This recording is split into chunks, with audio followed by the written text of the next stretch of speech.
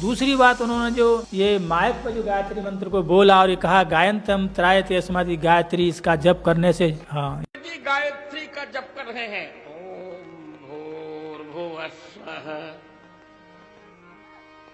तत्सवितुर्वरेण्यं भर्गो देवस्य धीमहि धियो जो नः प्रचोदयात्।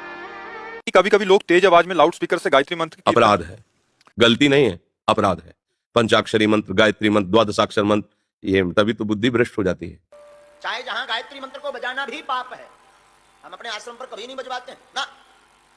इसके गान से जो है, इसके जप करने से जो है सुख शांति की प्राप्ति होती है। तो जो मत्री गुप्त प्रभाषण धातु है, अर्थ जो मंत्र होता है बड़ा गुप्त होता है, उस मंत्र की क्या परंपरा है ये भी ध्यान देने योग्य बात होती है। हम स्वाध्याय में इस मंत्र को बोलते हैं तो उसका उच्चारण नहीं करते, हमारी परंपरा चली आ रही है। ये न ते पितरो याता, ये न याता पितामहा, तेने या सताम मार्गम तेने गच्छन् नरिष्यति। अरे उसी मार्ग का तो अनुसरण करेंगे। दसियों पीढ़ियों से हमारे वेद का स्वाध्याय, ज्योतिष का स्वाध्याय, कहीं भी ऐसा नहीं हुआ कि हमने स्वाध्याय में इस मंत्र को बोला हो। और वो माइक से बोल रहे हैं और लिखा था नहीं कि जो है हमारी जो अग्नि है वो कर्व्याद नाम की जो अग्नि शमशान में निर्माल बन जाती है। और ब्राह्मण यदि प्रेत भोजन कर ले 10 दिन 11 बार, जब तक सपिंडन नहीं है उससे पहले भोजन कर ले, मृत व्यक्ति के यहाँ जिसके यहाँ शरीर मृत हो गया है। और जो अनधिकारी अपात्र हैं, जो अनधिकारी हैं अपात्र हैं, जिनका वेद के त्रयीन सतुर गोचरा, जिनने वेद का और पुराण का खंडन किया है, जो वेद सुनने के अधिकारी नहीं है, पतित ब्राह्मण जिन्हें संध्या बंधन नहीं किया, जिन्होंने अग्निहोत्र नहीं किया, वेद के अनुसार इनका जीवन नहीं है, ऐसे ब्राह्मण और जो सेवा धर्म करने वाले हैं स्त्री, त्रयी श्रुति न गोचरा, वह सामान्य मंत्रों के सुनने के भी योग्य नहीं है। और आपने तो गायत्री मंत्र जो है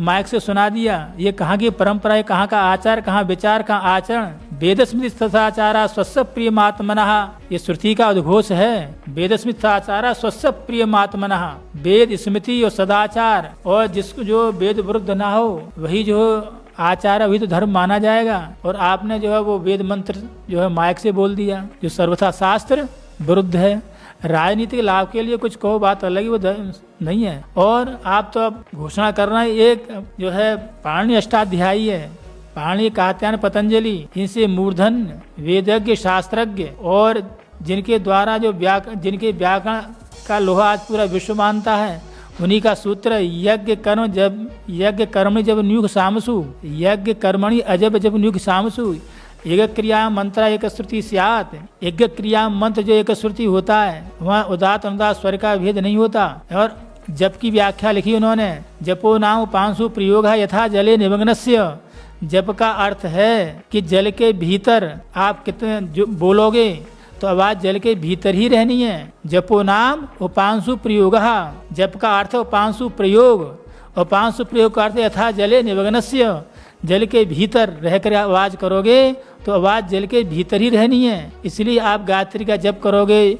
जो मंत्र आपको दीक्षा प्राप्त हुए हैं गुप्त मंत्र हैं, ये भी दीक्षा का ही मंत्र है, कोई गायत्री साधारण मंत्र नहीं है, अनधिकारी पात्रों को आप श्रवण करा दो तो वो निर्माल्य हो जाएगा, उसमें कहाँ शक्ति रहेगी, वो तो निर्माल्य हो गया आपका मंत्र। आपके द्वारा उपदेश करना वो तो व्यर्थ ही है। तो जल के अंदर रह करके आवाज करने जो अंदर ही आवाज रहती है, वैसे ही मंत्र का जप होता है। जो जब व्यक्तायाम वाची, जप का जो उच्चारण करे मंत्र का, वो अंदर ही रहना चाहिए। जल की आवाज जल के अंदर रहती है, वैसे मंत्र की आवाज हमारे भीतर रहनी चाहिए। वो जप का विधान है। और आपने माइक से बोल दिया, क्यों? आप इस समय जो है सोशल मीडिया पर छाए हुए हैं, विद्वान आप गिनती जो कहेंगे वो लोग मानेंगे, किंतु नहीं।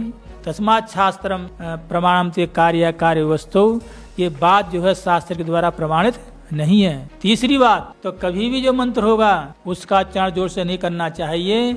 एक मैं बात समझ दिला देता हूँ, जो सांदीपनी के जो विद्यालय चल रहे हैं उनमें जो है जब परीक्षाएं होती हैं तो संहिता के मंत्रों कंठ सुनते हैं। तो हमारे वैकुंठ जी कर्णवास में विद्यालय चला रहे हैं, वो अच्छी तैयारी कराते हैं। तो उनको परीक्षा देने के लिए दक्षिण में लोग गए, और वहाँ होता ही है जब दक्षिण में जाते हैं धर की बहुत कठिन परीक्षा होती है, किंतु हमारे लोग बहुत विशेष परिश्रम करते हैं। उधर चंद्रभान जी उधर ये है जो सांदीपनी से संबंधित विद्यालय चल रहे हैं, यहाँ के लोग बड़े मेहनत करते हैं उसमें जो है। तो वैकुंठ जी के छोटे भाई थे रामनाथ जी, आज उनका शरीर नहीं है। जब उनकी परीक्षा हुई दक्षिण में, सबसे एक से अधिक विद्वान थे, जो सबसे श्रेष्ठ विद्वान थे, परीक्षा ले रहे थे। और जैसे इन्होंने कोई संहिता का जैसा मंत्र सुना और उन्होंने स्वर लगाया तो आचार्य जी ने टोक दिया कि नहीं नहीं नहीं, ये स्वर गलत है। तो रामनाथ जी बोले कि नहीं, ये स्वर सही है। तो वहाँ पुस्तक मंगाई गई और पुस्तक मंगाने के बाद में जो रामनाथ जी ने स्वर लगाया था वही सही पाया गया। इतनी विद्वत मंडली हो और पूरे दक्षिण के जो सर्वश्रेष्ठ विद्वान माने जाते हों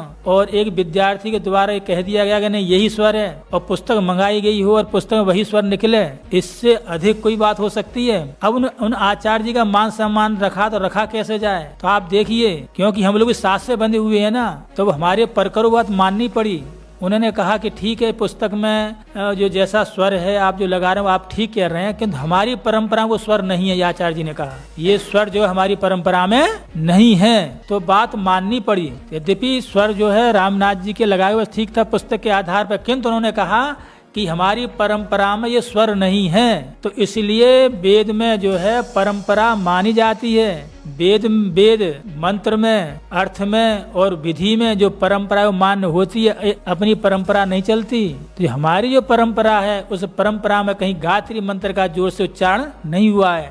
हमारे पिता में परपिता में ऋषि महर्षि कहीं भी जो सनातन धर्म की शुद्ध परंपरा है, विशुद्ध परंपरा है, उस परंपरा में किसी ने गायत्री मंत्र का जोर से उच्चारण नहीं किया है। केवल जगतगुरु शंकराराम भद्राचार्य जी ही दिख रहे हैं जो परंपरा से, जो वैष्णव जो संप्रदाय जो होता है ना, वो की साधारण नहीं है। जिस संप्रदाय से आप, वो साधारण संप्रदाय नहीं है, वो साधारण संप्रदाय नहीं है। क्योंकि वैदिक धर्म सम्यक प्रदीयते वैदिक धर्मार्था, सम्यक प्रदीयते वैदिक धर्मार्था।